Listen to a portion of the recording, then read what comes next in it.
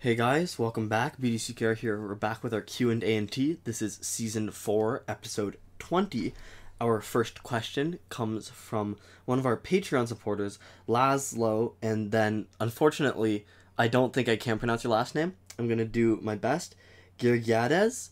That sounds not bad. Either way, let us know, if you watch this, how to pronounce it, because we do try our best to pronounce people's names, but our experience with language is pretty limited to North American English. yeah, so I don't have the skills necessary to pronounce your name, and we couldn't find any pronunciation guide online for your specific last name. So, but their question is, am I the only one wondering about bronze/silver challenge cards? What do you think about it, BDCKR Gaming? Okay, I would absolutely love to see this. Yeah. I remember, going in a bit of an oral history here. There used to be talk about this possibility on the official and the unofficial forums when there was still action. Yeah. I gotta say, I'm kind of sad that the GameFAQs forums, where I used to pick up a lot of tips, is pretty much dead. There's no action on it. Mm-hmm. All right, so getting back to that, I got a sense that some people were interested in it and some people didn't like the idea at all. And mind you, this was back in the day before augmentations, right? So now if you had some silvers, you could actually make them pretty useful the way we did our silver team that would face, and beat elite 2 or 3 gold characters. Yeah, and I mean, I think the discussion, at least for me, is the dark stuff like Darkseid's passive, where he buffs 300% yes. on bronze characters. That makes so much more sense on a bronze character. Because then you can have actually what is a really good bronze team, for example, for challenge characters. Right, he'd have to boost himself. Yeah, he'd have to boost himself. Yeah, so I think the issue is that you lose the ability to do interesting stuff like that, because a shoot can't do it for gold characters, because that's way too overpowered. Yeah. But having a gold character do it to bronze characters doesn't have the same effect. It's not useful in the same way. Right. It's not interesting in the same way. So definitely I think bronze or silver challenge cards that have really interesting abilities, maybe even more powerful than what you normally see on a gold. Right. I think the main issue is we've reached a point in Injustice where it's unlikely that they're going to do that style of content, that they're going to switch something up and do something completely new. Right. It's funny you should mention Darkseid too, because his stats were high enough that he used to be one of the required members of a high draw defense team in multiplayer online. Yeah. And that was sort of the underlying idea why people would crap on the idea. It's that they were pretty much only playing gold cards. Yeah. When there wasn't a huge spread like there is now in terms of ability, where you've got a range of gold card stats, plus augmentations, plus breakthrough. So then instead of having a bunch of people concentrated in the gold, so that if you really wanted to distinguish yourself, you almost had to play a gold. Yeah. Now there's a huge spread. They all make 5,000 points. I think, we've already got a bunch of cards people aren't playing, right? There's people who start off with their bronzes, they move on to silvers and then golds, and once they hit the golds, often they won't go back except for the challenge, when it's, bronze only or silver only. And the argument that they made at the time was, so there's already all these cards that people aren't playing, and why bring out more cards that people won't play? Yeah. And I think the idea of having desirable bronze or silver cards, we've already got it, right? We've got the chase cards in each pack, the rare New 52 Flash and the New 52 Green Lantern in the bronze pack, and Nightfall Bane in the silver pack.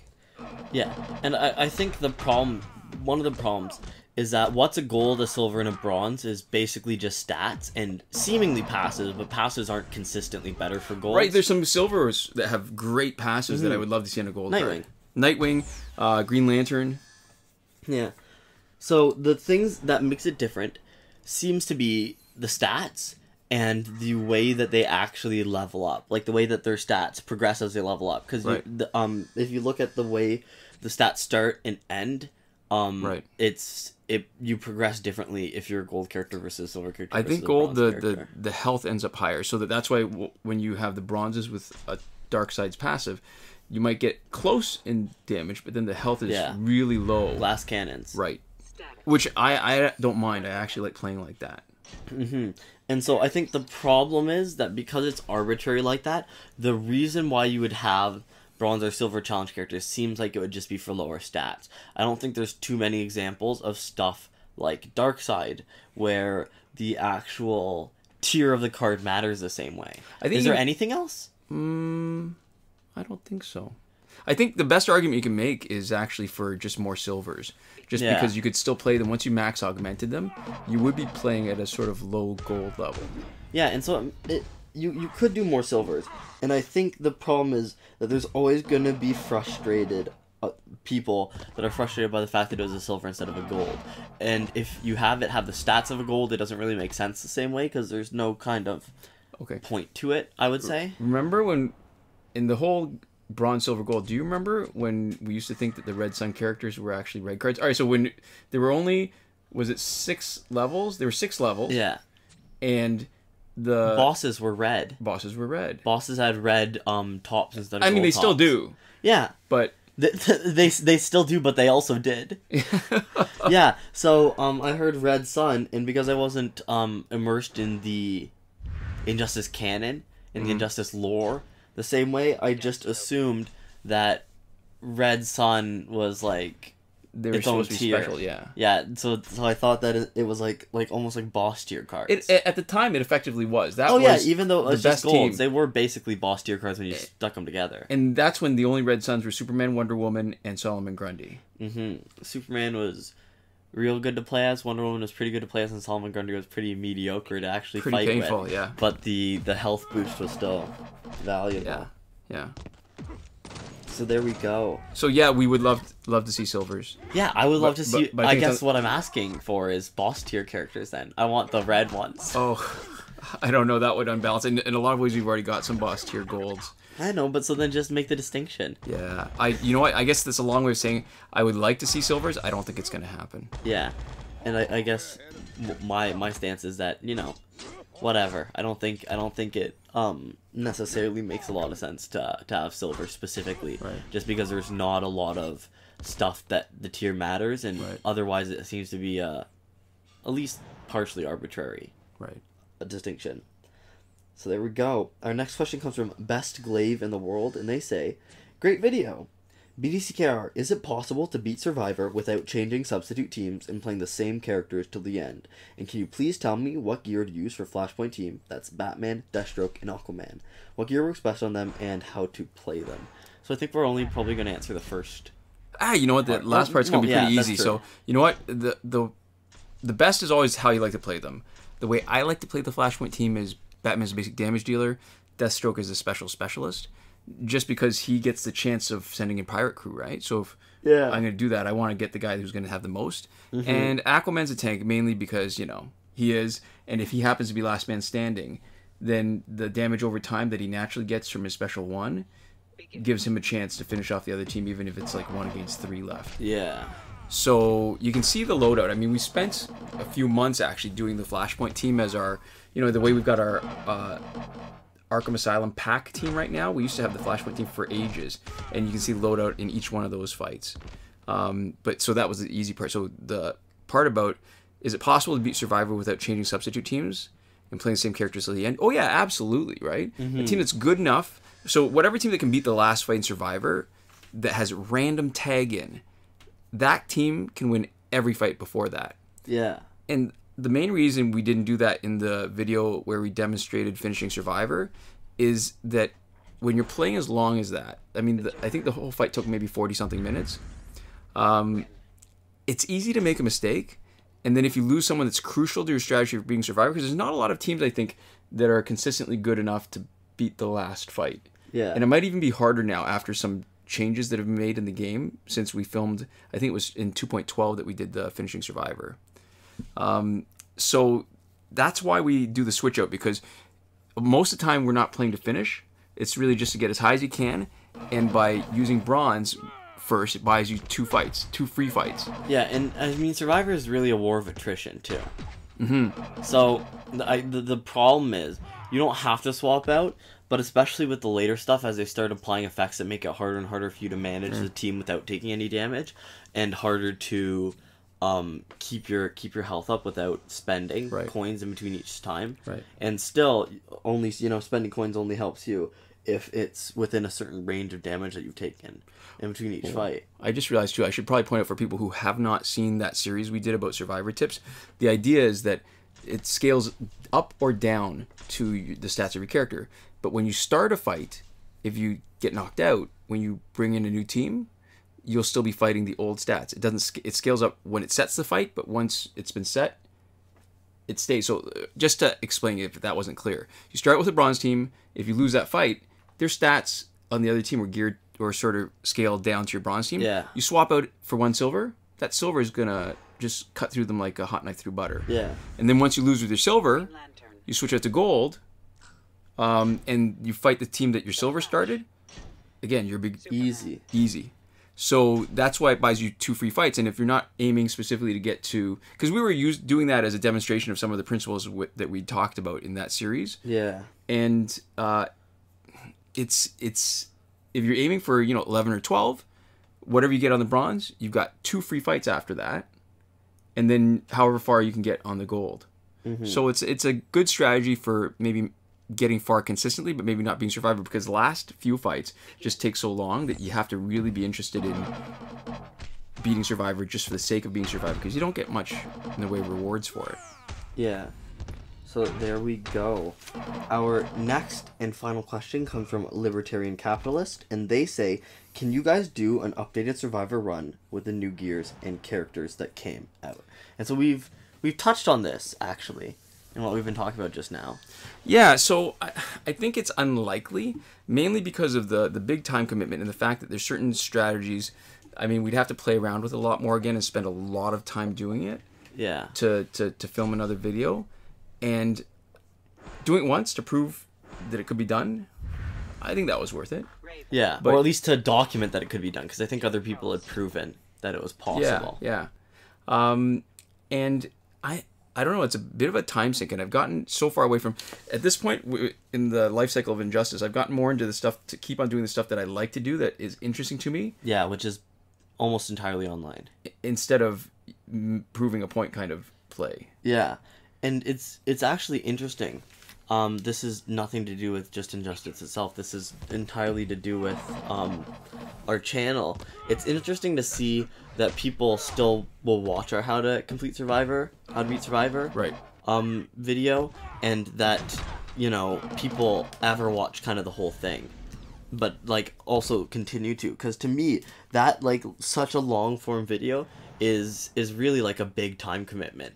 And I know Sure. for my YouTube watching habits anyways, a video that long would almost scare me away a little bit. Sure, it's like watching basically an hour of broadcast TV, because if you take out the commercials, it's the same kind of length. You're talking 40-something minutes. Yeah, but I don't think we have that many ads in it quite. Yeah, that's true. But so it's really interesting to me that people will watch what I don't know about you. I kind of assumed that people would watch some of it. People might put it on in the background, and that was the only reason why we needed to have the full thing, but I wasn't expecting, I feel like the number of people to watch it all the way through that actually did. Yeah, no, I totally appreciate that, but I think the chance of us doing that again is pretty small. Yeah, just because it'll take a while. And I think our content is already moving towards more long form in general, with more kind of in-depth discussion, more extra talking, more us talking about ourselves, just a little bit more of everything, I think, just adding to the length of stuff. Yeah. Yeah, I mean, we did move over to the double ultimate. That's true. Fight. When we first started Q&As, there was no T, and it was a single run.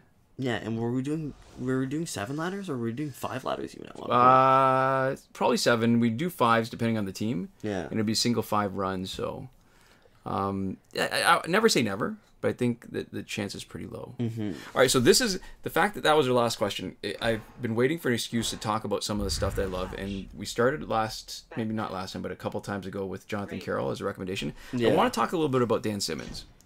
And he's sort of in the news a little bit right now because there's a new show on AMC called The Terror. And it's based on his book that's a mashup of the history of a couple of British ships that were trying to find the Northwest Passage to China. Yeah. and they were lost, and it's a mashup of that and The Abominable Snowman. And it's actually pretty cool. It's that kind of history and fantasy mashup, sort of like Tim Powers that we like. Or like Anno Dracula. Oh, Kim Newman. Okay, and speaking of Tim Powers, if we have time at the end, I'd like to read something that's hilarious in his the bibliography book that's about him that's written by somebody else. But anyways, so Dan Simmons has written a lot in that vein recently, right? He's got Fifth Heart, which is a mashup between Henry James, who was a real writer, and Sherlock Holmes, who was clearly not. Black Hills, which was about the building of Mount Rushmore, but there's like some interesting fantasy elements in it. And Drood by Charles Dickens. So that's his latest books. You know what? Real quick, one other person who's kind of like that, a little bit of maybe more separation even from reality, Guy Gavriel Kay. Oh, yeah. Where his kind of more overarching like themes and like settings are based off of time periods without anything actually being like based in reality. So it's like it's a fake civilization but based off of. But there's analogs to everything, right? But they're not named the same. All right, no, that's cool. So getting back to Dan Simmons though, what I wanted to point out was if this is your first exposure to Dan Simmons, I really want to encourage anybody listening to this to read his earlier books, because there's something. I mean, his newer books are good, but his earlier books are spectacular. He had Prayers to Broken Stones, right? That was a short story collection. Yeah. Here's the thing. There's an energy to the books, and they're so entertaining, and they're so cool in these funky ways. All right, so his first book, Song of Cali, it was marketed as horror. When you read it, it's like a literary kind of suspense, but it won the World Fantasy Award. And Hyperion, which was sort of structured like Canterbury Tales, which was like spectacular. I use that word a lot. Spectacular space opera. Yeah. And it I don't know, it was just mind-blowing. Carrying Comfort, which was mind control vampires, and it was like the fastest reading 880-page book I'd ever read in my life. When I was done, I thought, is this it? I wanted more, and it went through so fast.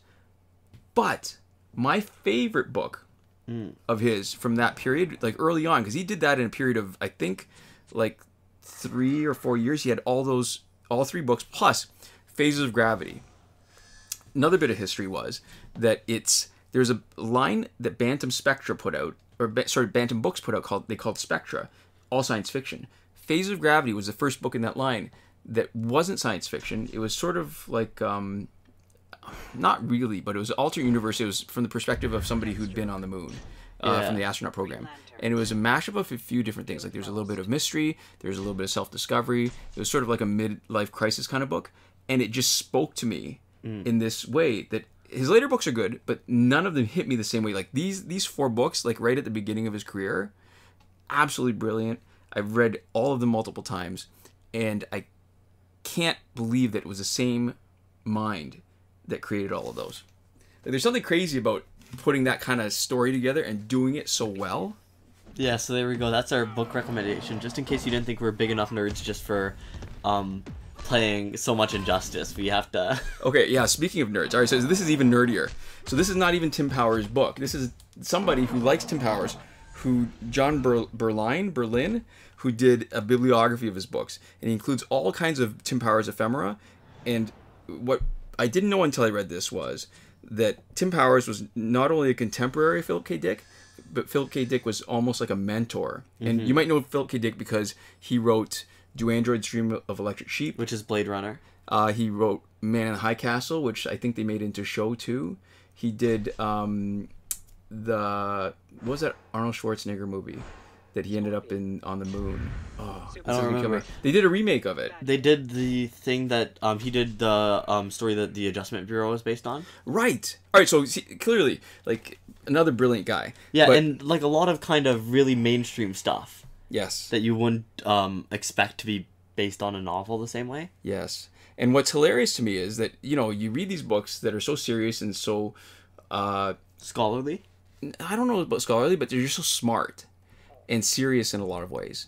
And the books that he wrote, not this book. I'm thinking of Secret Histories, which is pretty scholarly. All right, so there's one part where there's a letter, a query letter that Tim Powers wrote to solicit his story, and he left it in the typewriter, and Philip K. Dick came over and typed a bunch of stuff at the end. And I want to read this because it's just, this is the kind of stuff that I love. And I think this is what makes me the biggest kind of nerd, because the underlying part of how stories come to be and the kind of people behind them, I find that interesting too. All right, so yeah, you've read this. You've shown this to me more than once. So the second you got out Secret Histories, I knew that this was almost definitely the passage that you were gonna pick. So Tim Powers was soliciting a short story. So he's writing it to the magazine of science, fantasy and science fiction. So it says, "Dear Mr. Furman, your consideration of the enclosed short story manuscript would be appreciated. Though I have not had any short stories published, I have sold 4 science fiction fantasy novels, the most recently published of which was The Drawing of the Dark. The 4th, The Anubis Gates, has also been bought by Del Rey and will probably appear in late in 1982. Cordially, Tim Powers." And Philip K. Dick added this P.S. on the typewriter. He typed it in. "P.S. I always read your wonderful magazine. Sometimes I understand the stories, and sometimes I don't. Could you ask your authors to use smaller words? I like the stories with real small words, and if possible, pictures so I can see how the characters look. I especially try to imagine how the female characters look. I always imagine them with their faces buried in mud, and I'm slapping them on their rear ends with a broom or maybe a stick." I don't know. It's the absurdest kind of stuff, and knowing that it's Philip K. Dick, I can get it because some of his stuff is just so bizarre. Yeah, like Blade Runner was actually pretty weird. Total Recall was the book. The movie. I can something for wholesale, something like, I can't remember what exactly it was, but that was all him. Okay, well, we've digressed, and unfortunately, in our attempt to fill space, we've actually gone past what we. I wouldn't consider this a space film. I've been dying to actually talk about Dan Simmons a bit and recommend him to people, and make sure that my favorite of his books gets a little bit of exposure. That's true. Either way, we've gone past our time. If this was the Oscars or an award show, the music kicking us off would show up. Would have started a while ago. Yeah. So there we go. Anyways, thank you guys so much for watching. We'll see you next time. Komoda. Oh, you thought we were done? No, we forgot to thank our wonderful patrons. So a huge thank you to Alberto Jr. Camarillo, iProfit, Lane, Daniel Simonson, and because he's asked a question this week and is fresh in our minds, László. Thank you guys so much. You help us make these videos, and you really, in a very real way, contribute to the production and the channel. Thank you guys. Hey guys, welcome back. BDC Carey here. We're back with Season 4, Episode 20A. I think that's the weed number. Okay, we gotta start again. I didn't realize until I said it's the weed number.